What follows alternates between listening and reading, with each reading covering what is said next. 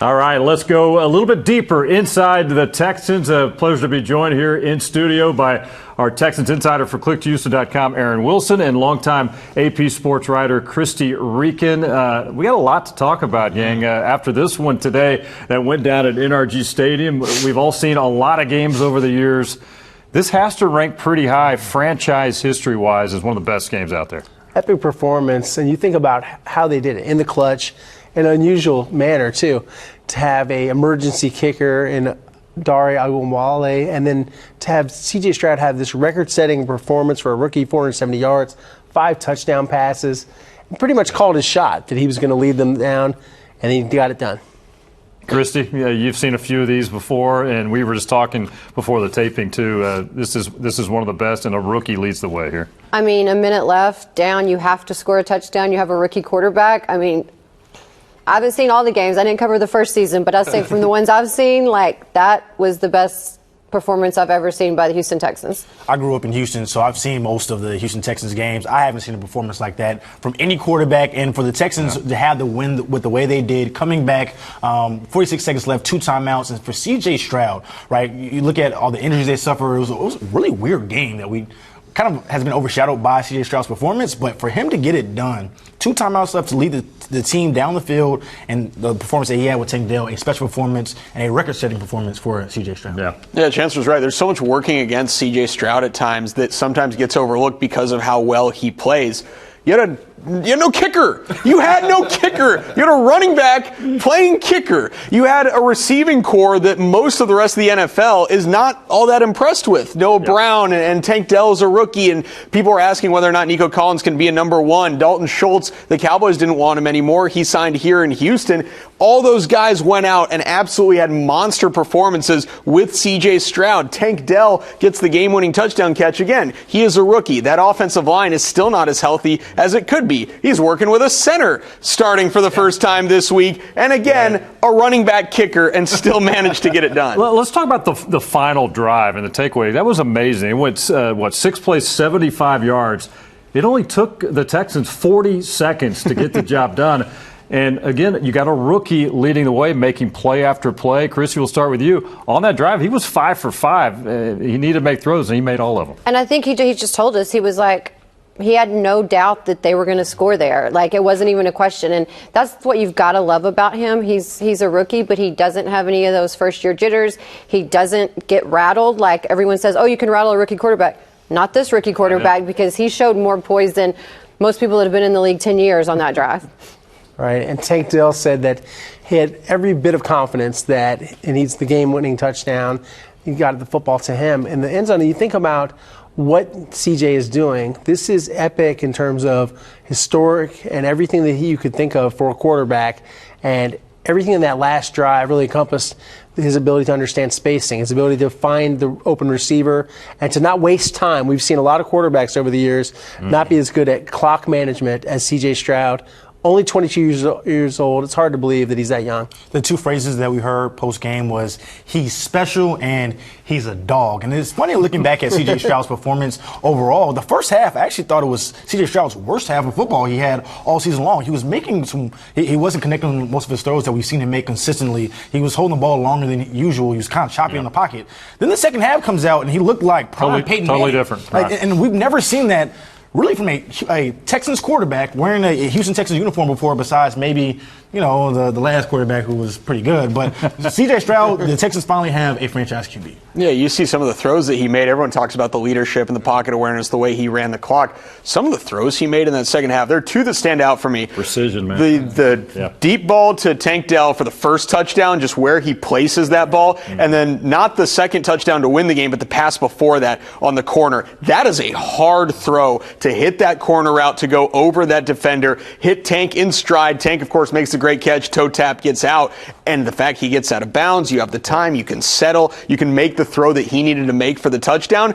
I mean, there are so many things that we talk about what CJ does impressive, leadership, demeanor, But from a physical standpoint, these are difficult throws. These are very, very impressive. Yeah, a polished player out there already. It's week 9, but the league can basically just hand him the Offensive Rookie of the Year. He has no competition right now. Yeah, no doubt about it. He will be that guy. Hey, so real quick before we get into Gumawale and what he was able to do with his leg, they spread around. Noah Brown, 6 for 153. Dalton Schultz, 10 for 130.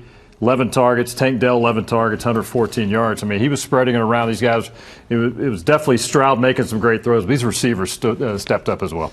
It's crazy, though, because he had so many people with so many big games. And like D'Amico said, of course, Stroud did a good job, but it was a group effort of everybody coming to help him. And what I was struck with is that they only ran for 53 yards. So the Buccaneers knew that they were going to throw it, and they still couldn't stop it. No answer, that I thought was the most impressive thing about the day. Yeah, leading rusher was Singletary. I think he had 26 yards on the day to lead the Texans.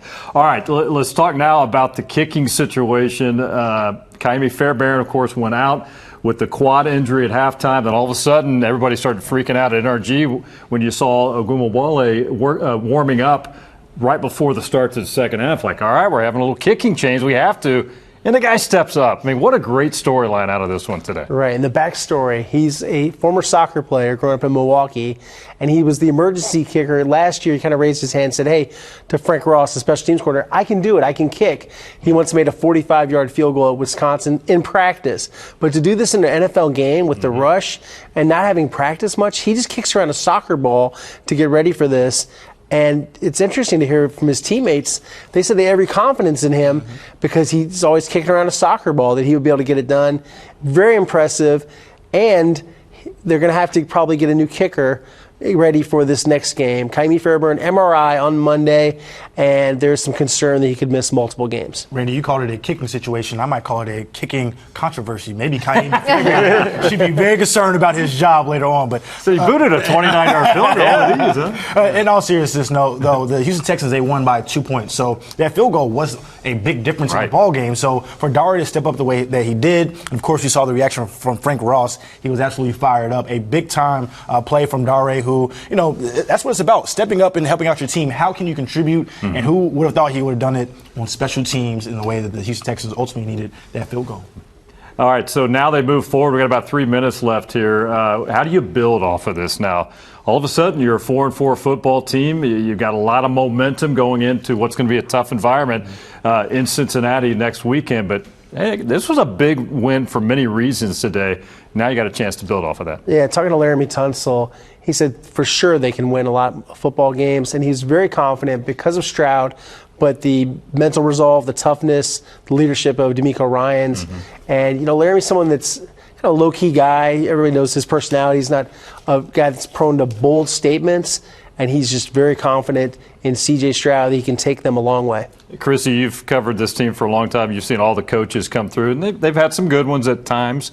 What is D'Amico? What are you taking away from this D'Amico influence on this football team? Well, I think, his youth. I think the players, are almost enthused by his youthful demeanor, and obviously he can't still play, but he looks like he still could. And I think the way he responds when they score, I think that really adds a special punch to this team. And I think the guys, not that they didn't want to play for other coaches, but I just think the way he interacts with them and the excitement that he brings, I think it makes them want to run through walls for him. And I think that's a really big thing for this franchise. As great as D'Amico Ryans has been this season, you can't win football games without having a quarterback. And the Houston Texans can feel confident going into any building, including Cincinnati next week, on the road to take on a really good Bengals team, a Bengals team that has Super Bowl aspirations. And you can look at your quarterback and you feel like you can go toe-to-toe with Joe Burrow, one of the premier QBs in the league. And so that's the confidence that C.J. Stroud and D'Amico Ryans has instilled in this team. And so, I think they have a puncher's chance going into Cincinnati, a really tough place to play, and getting a potential win on the road next week. They were banged up with some injuries today. We know that, so we're going to see some decisions made this week.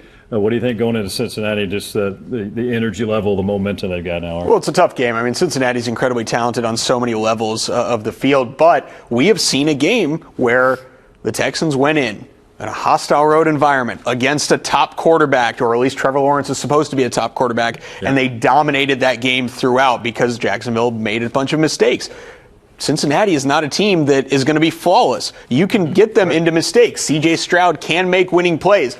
You might need a little bit more of a running game to have a better chance to win against a team that's just so much depth talented like the Cincinnati Bengals are. But a lot of the rest of this year, we haven't seen a ton of AFC South matchups, right? So they still have all these games to play. More AFC South matchups. These are winnable games. And like I said before the season, because of how soft their schedule is, there is a path to 9 wins. I still see that right now. All right, 4-4 sounds a lot better than 3-5. Man. Yeah. They got momentum now. Hopefully take care of business. A lot of football ahead, of course, for the Houston Texans. Great conversation, guys. Appreciate you hanging out with us. Aaron Wilson, insider for ClickToHouston.com, and longtime AP sports writer Christy Ricken. Christy and Aaron, thanks for the time, and I appreciate it. Thank you.